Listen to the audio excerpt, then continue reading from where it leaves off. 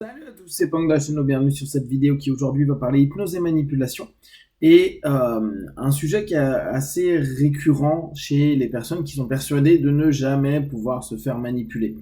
Il y a cette croyance comme quoi à partir du moment où on fait plus attention, nous on connaît les processus, en tout cas plein de biais de confirmation comme quoi c'est difficile de nous manipuler.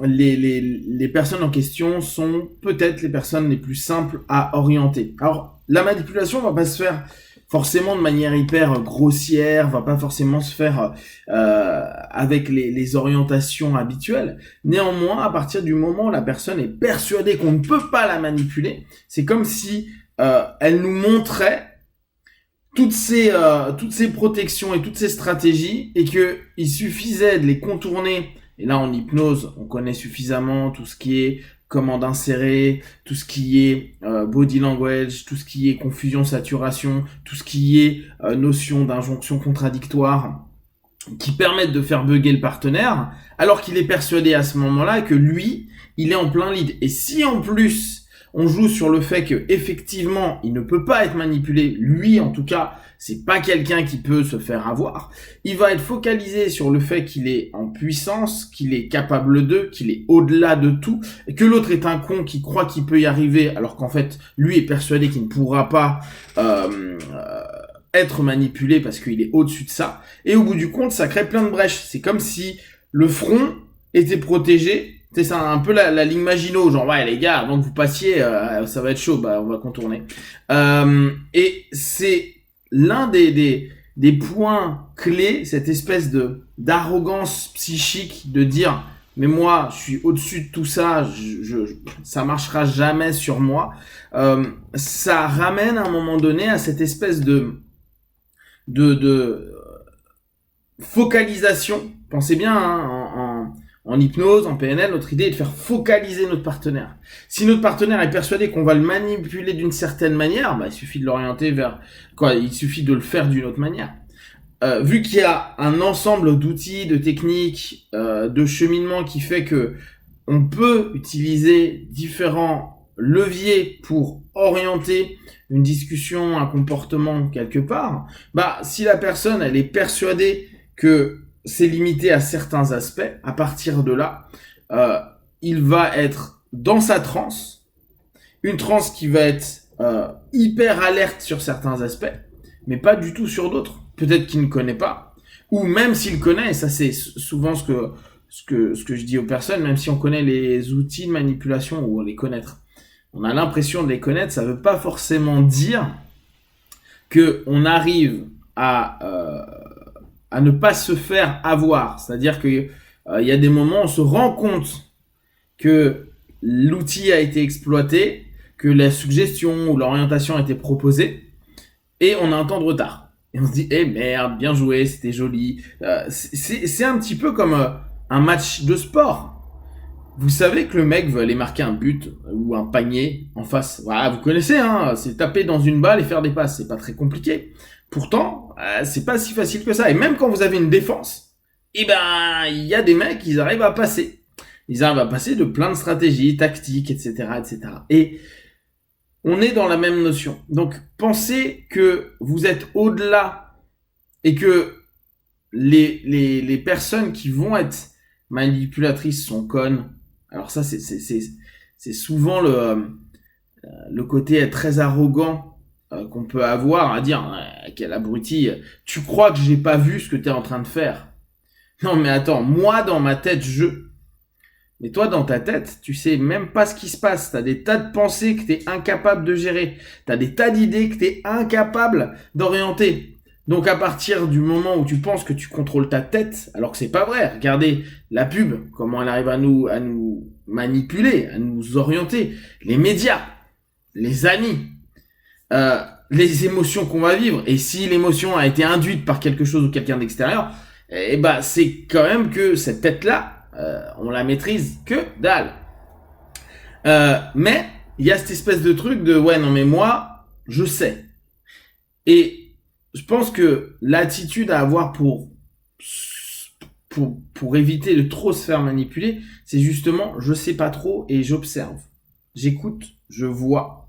Je me prends pas pour un caïd de quoi que ce soit. Je reviens à une place assez humble parce qu'il y a vraiment des gens, ils sont forts. Et ils ont pas besoin de connaître l'hypnose, ils ont pas besoin de connaître la PNL, ils ont pas besoin de connaître des tas d'outils différents. Juste, c'est des tchatcheurs. C'est des gens qui, naturellement, ont capté des failles, ont capté des peurs, ont capté des fonctionnements, des patterns sur lesquels ils vont utiliser. Plus on passe de temps avec une personne qui veut vous manipuler, hein, plus vous lui donnez d'infos. Et plus vous lui donnez d'infos, plus, même si vous êtes dans l'état d'esprit à se dire non mais moi on va pas me manipuler, plus vous donnez des infos sur votre structure anti-manipulation, en gros sur votre défense. Vous êtes en train de montrer un match à quelqu'un qui est en train de préparer le match à venir. Ce qui fait en gros que c'est quelqu'un qui étudie des vidéos, qui est en train de regarder comment se placent les joueurs, comment se place votre sémantique, comment se place votre corps, comment se placent vos valeurs, vos croyances, où est-ce que ça bouge, où est-ce que ça bouge pas, où est-ce que vous êtes touché, où est-ce que ça vous énerve, où est-ce que ça vous amuse, où est-ce que ça vous faire sentir quelque chose de positif et ou de négatif. Et c'est à partir de ça, plus on passe du temps avec une personne qui a décidé de nous orienter quelque part, plus petit à petit, il y a des chances qui traversent la défense. Alors, il y a l'autre moyen, il y a ceux qui sont des tueurs à gages pour faire des ruptures de pattern. Et là, ça va être assez court, mais ça va être tellement déstabilisant que même si on a l'impression qu'on gère, penser qu'on gère, c'est un pattern d'observation, c'est en gros une mise en transe où on est open-minded sur certains aspects, on est focus, etc. Il suffit qu'on interrompe ça pour qu'on puisse proposer une info, pour qu'on puisse recadrer en quelques mots, pour qu'on puisse susciter une idée, un état d'esprit, une sensation, une émotion. Et à partir de là, qu'on le veuille ou non, même si on referme les portes, ça c'est rentré. Et ça permettra d'être nourri, ça permettra de revenir dessus, ça permettra de faire réagir les gens. Les choses sont plus fines qu'on peut le penser. Bien sûr, aujourd'hui, tout le monde connaît le pied dans la porte. Maintenant, les gens connaissent, oui, aussi les ruptures de pattern. C'est pas parce qu'on sait et qu'on connaît les ruptures de pattern que pour autant on maîtrise la conséquence de la rupture.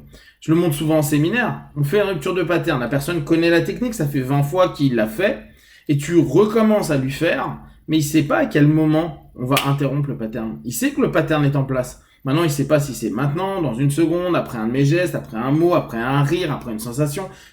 Ça va arriver. On sait que ça va arriver. On ne sait pas quand ça va arriver. Et le problème, c'est que, on l'a un peu en boxe, hein. Je sais que le mec il jab, cross.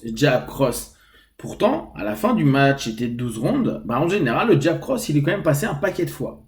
Alors, il a peut-être pas mis KO. Mais c'est peut-être pas dans la manipulation. Dans la boxe, le but c'est de le mettre KO. Mais dans la manipulation, c'est pas forcément de te mettre KO, c'est de faire passer tes idées, c'est de faire passer une orientation, c'est de faire passer les choses. Et ça, ce qui est encore plus merveilleux avec les personnes qui sont persuadées qu'ils contrôlent tout, c'est que très souvent, ces mêmes personnes vont commencer à dire des choses qui ont été proposées par des personnes externes qui avaient décidé que ça irait dans ce sens-là.